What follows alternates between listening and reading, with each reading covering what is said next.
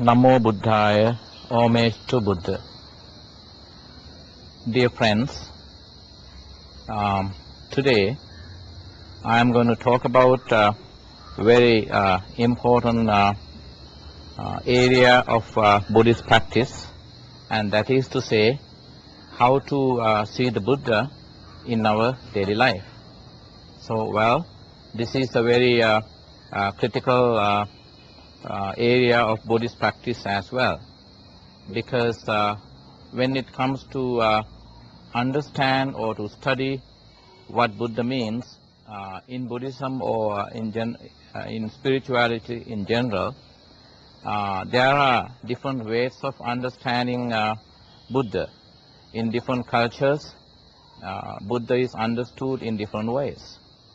So as far as the word Buddha is concerned, it simply means one who is fully awakened, or in children's language, or in the simplest language, Buddha means one who has woken up.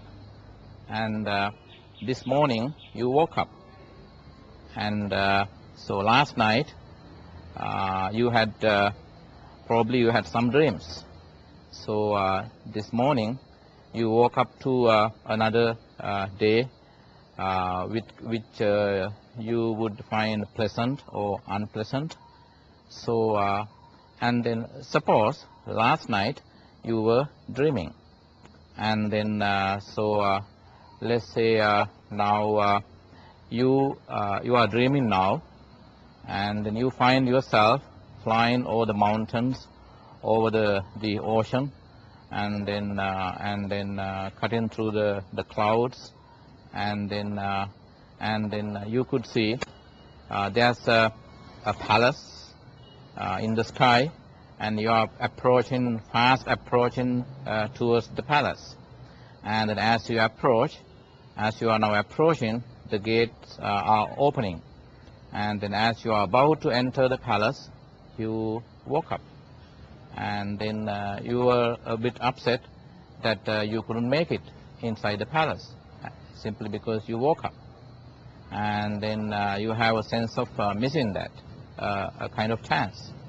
And then or suppose you had a bad dream, and then now somebody is chasing after you to attack you, to kill you, and then even though you try your best to escape the attacker, the person who is trying to kill you, take your life, you are just you feel like you can't make it.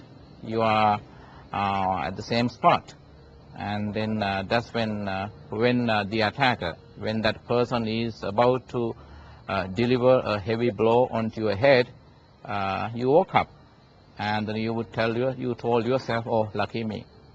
And then at that point, it's good that you woke up before the enemy or the attacker delivered a heavy blow onto your head, so that you were saved.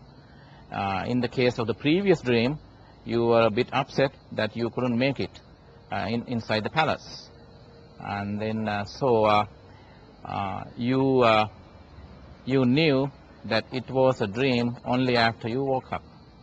And this is exactly the way Buddha sees the ordinary world. Buddha looks at the ordinary world. Before he became the Buddha, he was Siddhartha. As Siddhartha, he was a seeker after truth. And as a seeker after truth, he tried his utmost to achieve awakening. And then so after 6 years of self-mortification, Siddhartha became the Buddha. And then Siddhartha is different than Buddha, and vice versa. And then Siddhartha transformed his persona, his person, into what we call the Buddha. And Buddha simply means one who has woken up. So as Buddha, as far in the eyes of the Buddha, ordinary world like me and most probably like you are still dreaming. And then now that Buddha is one who has woken up into the reality of here and now, he looking at us like an ordinary person like me, he would see me as still dreaming. So as opposed to the position of the Buddha as the awakened one, we are on the dream level. We are still dreaming as putujanas or people with fragile or multiple ways of thinking. And then today, the theme is how to see the Buddha in daily life. Well, as far as Buddha is concerned, as I mentioned earlier, he is seen in different cultures in different ways. He is studied, he is believed in different cultures in different ways. And then but whereas in the academic language, Buddha is simply seen as a historical figure who lived in the 6th century BCE. Well, I still remember long ago when I was a school boy, before I became a monk, I still remember myself when I tried to have a sense of what Buddha is.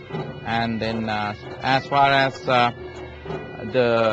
our academic study of Buddhism is concerned, so most of the time we are made to think of the Buddha in the abstract, whereas when it comes to the actual practice of Buddhism, simply the applied Buddhism, the way to see the Buddha is not the way Buddha is studied or understood in the academic language, and simply not in the abstract, but in a practical way.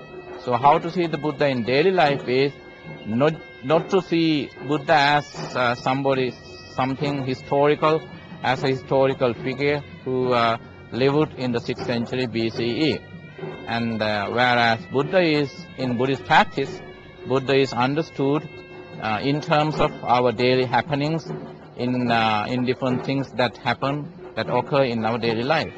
Well, as far as the language is concerned, so unless Buddhism or the Buddha Dharma or the teachings of Buddha is presented in a way that so that you can practice that in your daily life, so the mission of the Buddha cannot be fulfilled.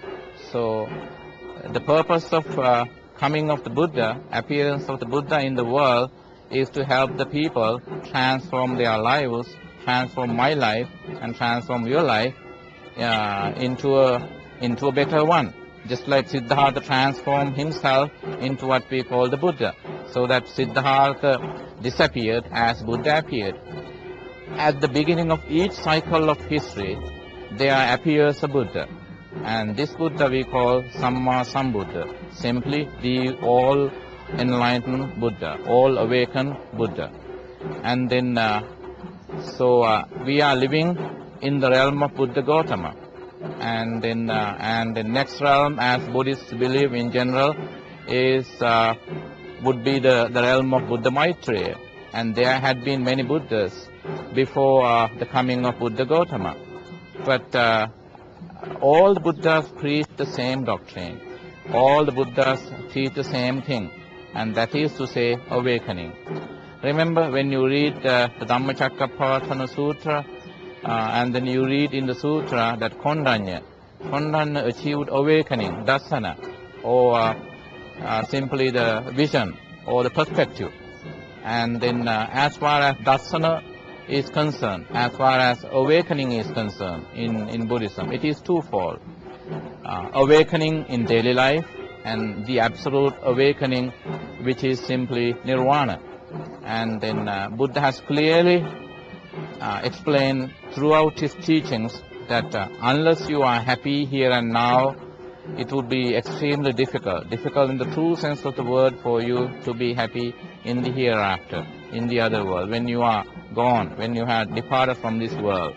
And that's why simply when you read the Dhammapada, the handbook of a Buddhist, the Dhammapada, you read these statements by the Buddha.